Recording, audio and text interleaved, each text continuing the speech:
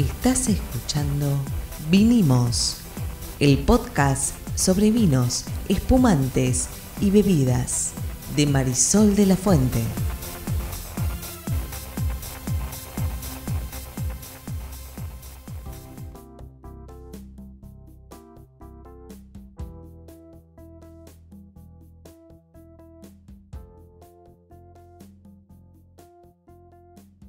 Buenas, mi nombre es Marisol de la Fuente y soy Sol Sommelier. Yo soy Ariel Torres, soy el que hace las preguntas del que no sabe en este podcast. Hoy vamos a hablar de vos me habías dicho, ¿qué era? Del precio del vino. De plata. De plata, hoy toca la plata. Muchas veces me preguntan, ¿por qué hay vinos baratos, muchas comillas, yo diría accesibles, y vinos súper caros? Buena pregunta. Entonces, vamos a pensar un poquito, a ponernos del otro lado, no del lado del consumidor, sino del lado del productor, para pensar algunas de las variables más comunes. Entonces, cuando vamos a ir de lo más obvio por ahí, o de lo más básico, hasta los detalles que tienen que ver con lo productivo. Primera cuestión, si me quiero comprar un viñedito, o quiero establecer un viñedito, tenemos un tema que tiene que ver con los costos de los lugares, de las tierras y de lo que implica llevar adelante ese proyecto. Pensemos que si yo compro un lugar, me voy a Mendoza, tengo la plata y me compro un pedazo de tierra en el Valle de Uco con la idea de plantar vides. Voy a plantar vides que obviamente tengo que comprar, pero además de eso voy a tener que esperar entre 3 y 5 años para poder tener una producción que me permita hacer un vino. Y obviamente si voy a comprar una viña que ya está plantada, Va a salir más cara. no solo va a ser más cara, sino que dependiendo la edad de los viñedos que están allí, de la calidad de los viñedos que están allí, De todas maneras vas a tener que esperar. puede que sí, pero definitivamente el valor va a variar muchísimo. ¿No? Dependiendo de estas cuestiones. Ahora, supongamos que ya tenemos el viñedo. No es lo mismo un viñedo en la llanura que un viñedo que está puesto en una zona que de repente es más escarpada, o que es de más difícil acceso, o que está a mayor altura. Las personas, el equipamiento y todo lo que vamos a necesitar, desde para regar las plantas como para cuidarlas o cosecharlas, no es lo mismo. La siguiente variable tiene que ver con el entorno donde tenemos ese viñedo. La logística. Sí. La logística. Sí, más que nada el proceso, la parte del proceso productivo que se hace en el lugar. Todavía no salimos del lugar. Además de eso, nosotros tenemos toda la parte de vinificación. Yo justo hace unos días hablaba de una bodega que compró su viñedo en 2008, empezó a su primera cosecha ya por 2012 y recién en 2018 pudo tener su propia bodega. Uno dice bodega y dice, bueno, bodega es con todo, ¿no? Tiene la planta, tiene el tanque, tiene todo. Y la realidad es que no es así en general. Entonces, tener tu propia bodega requiere de que tengas, obviamente, las instalaciones para poder hacer tu proceso productivo. Le estás matando el sueño a un montón de oyentes, pero bueno. Que quieren tener su propia bodega. ¿Vieron alguna película de esas de Hollywood donde tarde o temprano alguien se termina comprando una pequeña bodega en Napa? Bueno, si tiene la plata para comprarse todo ya andando, es otra historia. Está bien, sí, lo que pasa es que estamos hablando de niveles de plata que son estratosféricos. Y bueno, por Mucha eso. guita. No, es que a mí me ha pasado que me digan, ¿por qué no haces tu propio vino? ¿O por qué no te compras tu propio viñedo? ¿No? Como si fuera, voy me compro ahí 3 hectáreas con unas plantitas y ya está. No es así. Bueno, entonces... Pero igual estamos hablando del precio del vino, no del precio de hacer vino. Son dos cosas pero distintas. estoy contando todas cosas que impactan en cuál es el valor del producto que llega a tu góndola, a la góndola. Pero, perdón, cuando yo compro un vino tengo que participar en los costos del tipo que quiso tener una bodega. No, él me va a cobrar a mí de acuerdo a otras cosas. De acuerdo a poder tener algún retorno de todo este proceso de inversión. O no. Al principio podría querer simplemente vender vinos para recuperar un poco de la plata que puso, porque sabe que si lo cobra al precio que el vino vale, no se lo vende a nadie. Bueno, eso está pasando en leí algunas noticias de pequeños productores en Europa que están cerrando o están vendiendo porque los costos que tienen son tan altos que el precio del vino tendría que ser tan alto que no se lo venden a nadie. No se lo pueden vender a nadie. Bueno, eso se llama economía. No, por supuesto, y pero hay un problema ahí. Obvio. En la Argentina tenemos un montón de problemas económicos y además tenemos problemas, como dije antes, logísticos. Así que lo que yo digo es, para el que nos está oyendo, todo eso en principio, más allá de que es cierto lo que decís, queda tras bambalinas. Lo que importa, supuesto, voy a comprar por eso un lo estamos vino. contando. Uno vale 250.000 pesos y el otro vale 2.500. 2.500. ¿Qué onda? Bueno, va a tener que ver, y ahí entramos en proceso productivo. Suponiendo que ya tengo el viñedo, ya tengo la bodega, tengo todo lo que necesito para producir, para cuidar las plantas, ¿Por para qué todo. cuesta 100 veces más? Bueno, en un caso, si produzco un vino de volumen, voy a tener muchas plantas produciendo mucho. Si yo voy a producir un vino de gama media o gama más alta, voy a tener plantas más separadas en el viñedo, por lo menos 1 metro de distancia una de la otra, y voy a hacer generalmente que produzcan menos para que haya concentración. En el podcast que hablamos del ciclo de vida de la vid, contaba que llega un momento en diciembre, acá en este lado del mundo, en el hemisferio sur, que en diciembre ocurre el embero y ahí se hace algo que se llama raleo de las plantas, que es sacar racimos de las plantas para que tengan menos racimos y haya más concentración. Eso impacta directamente sobre tu volumen.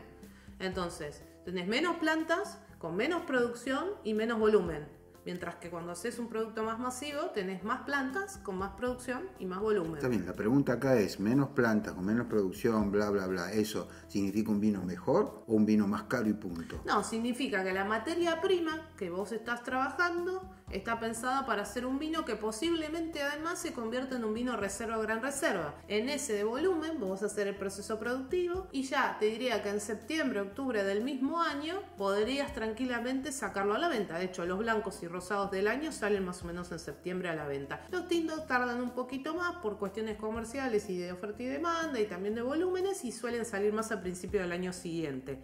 Ahora, ese vino está rápidamente listo. Ahora, ese otro... O sea, rápidamente quiere decir rápidamente hace guita. Sale al mercado, lo puedes vender. Por eso hace guita. Mientras que el reserva va a tener que estar 1 año o 2 en crianza, dependiendo. Bueno, si vos estás haciendo un vino que va a ser un reserva, un gran reserva, tenés menos producción, tenés que decidir si vas a usar madera o no vas a usar madera. Si vas a usar madera, ¿en qué porcentaje? ¿Va a ser madera nueva, madera de segundo uso, madera de tercer uso? Ya después no podés usar las barricas. Las barricas vienen de Europa o de Estados Unidos, son productos importados. O vas a usar duelas, o vas a usar chips, que también podrías usar en el producto de volumen. Y además, una vez que muchas veces tenés ese vino que pasó 2 años como mínimo en algún contacto con madera o en crianza, haces el corte y embotellás, solés tener 1 año más en botella antes de vestir la botella y sacarla a la venta.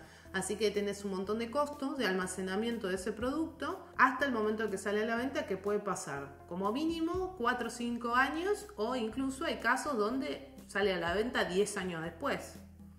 Todo ese costo es lógico que termine impactando en el precio. La pregunta es si impacta sobre la calidad, insisto. Son vinos distintos. Lo que ocurre es que a partir de cierta calidad de vinos, los vinos son más o menos tan buenos, y del otro lado, el lado del que los toma, hay que tener un paladar lo suficientemente formado, que es un poco, yo lo comparo con la música. Si vos vas e invertís $200.000 en un equipo de audio, pero tu preparación previa para la música fue siempre, oíste, con auriculares pastillitas, estos que te pones con el teléfono celular, y es probable que no digas, ¿y yo qué gané? No, claro. Vas a notar una diferencia, pero eso no lo vas a notar como un aumento de calidad, vas a notar una diferencia y nada más. Vas a decir, mira, sí, claro, suena distinto. Ahora, esto es más para vos, vale los 200 y pico de $1.000. Ahí entra ya una cuestión de percepción. Ahora, vos me preguntás... No, a lo que voy es a esto. Cuidado con ir y gastar un montón de plata en vinos solamente pensando en que si vos gastás más plata, instantáneamente vas a tener una experiencia mejor, porque no siempre es así. No, es más, podría no gustarte. Sí, porque claro. Es un vino muy criado, sí. muy evolucionado, que a vos te va a pegar en la boca de una manera que no estás habituado. Entonces es como ir, caviar del Bóveda. Si vos no tenés ninguna experiencia comiendo caviar, los chiquitos le das por ahí una comida que es súper buena y te dicen, esto es horrible. El brócoli no les gusta, y el brócoli es riquísimo, pero vos tenés que evolucionar. Yo cuando era chiquito el café me parecía asqueroso. Yo no comía palta. Vos no comías palta, entonces pasaría lo mismo. Por esto digo que es interesante que hay 2 líneas de pensamiento. Una es el costo para el tipo que lo produce, y otra es mi costo cuando yo me lo abre y diga, bueno, me gasté 20.000 pesos en un vino, va a estar buenísimo. Depende de vos también. Totalmente. De hecho, lo voy a hacer en pesos argentinos, después voy a hacer la misma comparación en dólares, ¿no? En Argentina, un vino de alta gama, hoy, un ícono de una bodega puede arrancar a 10.000 pesos, ponele. Ahora, también encontrás íconos en cartas de restaurantes a 250.000. Es el doble, el triple, 5 veces mejor uno que el otro? Y la realidad es que la respuesta es no. Ambos sí, no necesariamente, yo diría. No necesariamente, exacto. Ambos van a ser excelentes, sobre todo si son el icono de una bodega. Ahora, ahí aparece otra variable que se suma a lo que yo estoy contando, que son los costos, que es el valor. ¿A qué me refiero con valor? Entran variables subjetivas ahí. ¿Quién lo produce? ¿Cuál es la marca? ¿Cuál es el conocimiento o el saber hacer de esa bodega? Y acá solo estamos hablando, en este ejemplo yo hablaba de vinos locales. Si yo voy a comprar un vino de un chateau en Francia, recontra reconocido, del cual se hacen muy pocas botellas, también tenemos otra variable que tiene que ver con la economía, que es la escasez. Porque como dije antes, los vinos icónicos de una bodega, el mejor vino de una bodega suele ser el de menor volumen productivo. Por estas mismas razones que estaba explicando yo antes. Es un motivo por el que el oro es tan caro, hay poco. Claro, se rige un tema de escasez. Ahora, el que vale 10.000 y el que vale 250.000, uno es mejor y el otro es peor, no necesariamente, como acabamos de decir. ¿Por qué? Y porque en realidad se ponen en juego ahí ya otras cuestiones que no necesariamente tienen que ver con los costos, sino con la apreciación de ese producto. Sí, también la cuestión psicológica de que si yo quiero presumir de cuánta plata tengo, en lugar de invitar a mis amigos a un vino de 10.000 mangos, perdón, hablo en porteño, de 10.000 pesos, los invito a un vino de 250.000, ninguno de mis amigos es capaz de apreciarlo, pero yo me mandé la parte. Ese cruce de todas estas variables o estas líneas, hay que tomarlas en consideración al momento de comprar, de armar tu bodega y todo lo demás, porque si no, por ahí estás gastando plata al divino botón. Digamos. Sí, claro, o por ahí no estás haciendo una inversión inteligente si lo estás tomando como una inversión. Pero volvamos a los costos. Entonces están todos los costos productivos del viñedo y de la bodega. Después están los elementos adicionales, como los envases y todos los embalajes asociados y los etiquetados. Y ahí hablo de botella, hablo de tapón. Cuando digo tapón puede ser el corcho, la tapa rosca o las distintas calidades de tapones. Las etiquetas, las cajas donde ponemos esas botellas, más los embalados o los pallets, lo que corresponda, ya sea que vas a mercado interno o mercado internacional. Y ahí entra lo otro que vos decías, el transporte, la distribución y todo el proceso de venta. Transporte, en la Argentina, por ejemplo. ¿Le sale lo mismo a alguien que está en Mendoza que a alguien que está en Chubut? ¿Traer su vino a Buenos Aires o al puerto para poder exportarlo? No, y no. Definitivamente la Argentina no es un ejemplo de nada en ese aspecto, así que olvidemos la Argentina, más allá de que estamos en Argentina y que compramos en general vinos argentinos, pero dejémoslo de lado porque eso distorsiona mucho. No, y lo además, mismo que un número de impuestos totalmente. que hay. Bueno, y además estamos hablando de vino embotellado. Un productor puede, y esto ocurre, enviar su vino o su mosto, pero vamos a hablar de vino, su vino a granel y hacer un embotellado en destino. Esto también está permitido y se puede hacer, por lo cual es otra posibilidad también que te va a reducir costos de embalaje, envasado y demás, pero te va a generar otros, ¿no? Porque digo, hay que trasladar volúmenes de vino en buques tanques o en otros recipientes a otro país. Acá, por ejemplo, hay bodegas que exportan vino a granel a China o a Rusia. Bueno, no va en botella, no tiene sentido que vaya en botella, entonces en botella allá. Y vos mencionaste los impuestos. En Argentina tenemos muchísimos impuestos, pero en el mundo es así. Las bebidas alcohólicas están grabadas con impuestos en todas partes del mundo, porque existe esta idea de que como es un producto que es adictivo y que además la realidad es que para el organismo es perjudicial, consumido en cantidad, bueno, hay gravámenes impositivos para tratar de desalentar el consumo. Y esto ocurre en todo el mundo, no ocurre solo en la Argentina. Eso va al costo. Y después además el que lo vende, el minorista, la vinoteca, el supermercado, el restaurante, quiere además también él ganar plata en la venta. Así que eso... Sí, en los restaurantes se nota mucho la diferencia. Sí. También. Bueno, nos ha pasado de ir y ver una carta de un restaurante, un vino que está un 100% sobre el... Sí, el doble, sí. O más sobre su valor. Bueno, es ¿Su parte valor del qué? negocio. Su valor del supermercado. Del punto de venta que ni siquiera es el valor al que se lo venden al comerciante, ¿no? Bueno, eso nunca, por supuesto. Eso ocurre en todos los productos. Eso ocurre en todos los productos. El tema es que en los restaurantes se sabe, por lo menos en Argentina, no sé cómo será en otros lugares, honestamente no tengo experiencia, que cargan mucho los vinos. Bueno, todo eso compone el precio del vino, que está compuesto por un montón de costos y que obviamente no son los mismos costos si es un vino joven, que si es un espumante, que si es un vino con crianza, reserva, gran reserva, etc. Ahora, una vez que cubrís el costo, Después está este gap que vimos antes de el valor. Porque de costo todos tienen más o menos, no te voy a decir los mismos, porque una bodega gigante compra botellas o envases o servicios a cantidad, mientras que a una más chiquita le sale más caro. Pero digo, los componentes del costo no son muy distintos para los productores. Ahora, el precio final está sujeto también a este agregado de valor, como en cualquier otra categoría. Cuando te vas a comprar tecnología, o te vas a comprar ropa, o te vas a comprar, no sé, comida. Pero sí, sí, es verdad. Me parece que hay que ir uno por uno mirando y viendo cómo cada mercado privilegia algunas cosas que otras. Me quedó colgando lo que habías dicho de que los vinos están grabados, en realidad las bebidas alcohólicas, me imagino, en todos lugares del mundo por el tema de que es adictivo. El alcohol puede ser adictivo, en la mayor parte de los casos las personas no se hacen adictas al alcohol, al revés de lo que ocurre con el tabaco. Sí. En todo caso, mi mensaje es, no les estaría yendo bien grabándolo.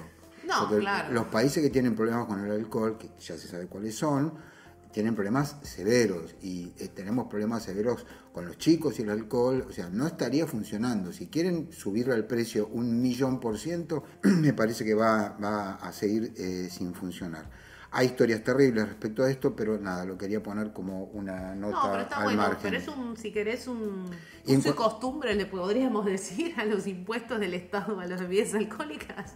Sí, bueno, lo que pasa es que es políticamente correcto, se me ocurre. Y en cuanto a que hacen mal al organismo, reitero y subrayo esto, si vos tomás cantidades industriales. Claro, acá no estamos haciendo un podcast sobre algo que le hace mal al organismo. Estamos hablando de tomar obviamente, una copita con la comida a la noche. Comida. Y no todos los días. Si no, sí, el alcohol es destructivo. Ahora, yo no sé cuánto más graban el vodka, por ejemplo, que tiene más o menos 3 veces más, un poco menos, 2 veces y media más de alcohol que el vino. No sé si lo graban más que el vino.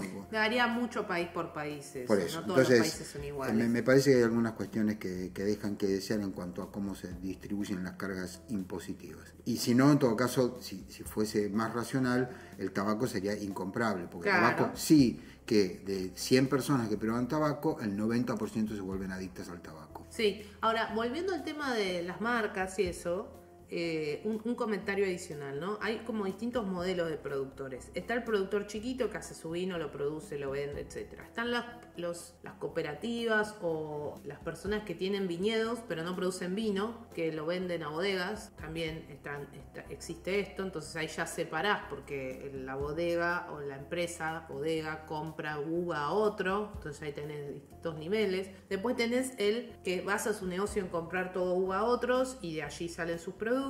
O tenés los que se llaman más tipo domain, o que hacen vinos de estate, que básicamente las dos cosas significan que todo es propio, las uvas son propias, el proceso productivo es propio, y en el medio tenés mixes también, ¿no? Donde parte es propio y parte es comprado. Pero hay una variable más que acá en Argentina cada vez se ve con mucho más, y que para mí también te distorsiona un poquito a veces el mercado, que es mucha gente, esto que vos dijiste al principio del podcast, quiere tener su vino, ¿no? Entonces hay bodegas en Argentina que cumplen este rol como de comerciantes, que así se le llama en Europa, que produce comprando uvas. Bueno, hay bodegas o domains que producen y venden el producto terminado a alguien que lo quiere y le pone su etiqueta. Que no está mal, digo, hay muchas marcas que están armadas de esa manera, ¿sí? Quiero hacer mi vino o quiero lanzar una línea de vino, pero no me quiero comprar el viñedo, todavía no me puedo comprar la bodega o lo que sea. Entonces van a distintos productores, seleccionan lo que quieren, eso lo embotellan y le ponen su propia etiqueta. Eso sucede en la Argentina también. A mí lo que me parece que pasa a veces con eso, no con todos, pero con algunos, es que por ahí alguien dice quiero hacer mi vino, hace su vino, lo sale a vender y por ahí está buenísimo, pero quedó ahí, porque en realidad es como quien compra algo y lo personaliza con su nombre y de repente al año siguiente no lo vuelve a hacer y el vino desaparece del mercado. Entonces también a veces me dicen, pero hay tantas etiquetas, sí, y en ese mar de etiquetas y de precios hay de todo. Sí, claro. Distintos modelos de negocio, distintos modelos productivos. Bueno, igual es otro, no es exactamente, ahora no estamos hablando de precios, sino que estamos hablando de algunas modas y sí, todo lo demás. ¿Algo más para decir de los precios? No, creo que acá, después de escuchar esto, la próxima vez que miren una botellita la van a mirar con más amor y van a entender si están pagando mucho o poco. Es muy probable. Esto se llama Mínimos. Nos vemos el próximo capítulo. Chao.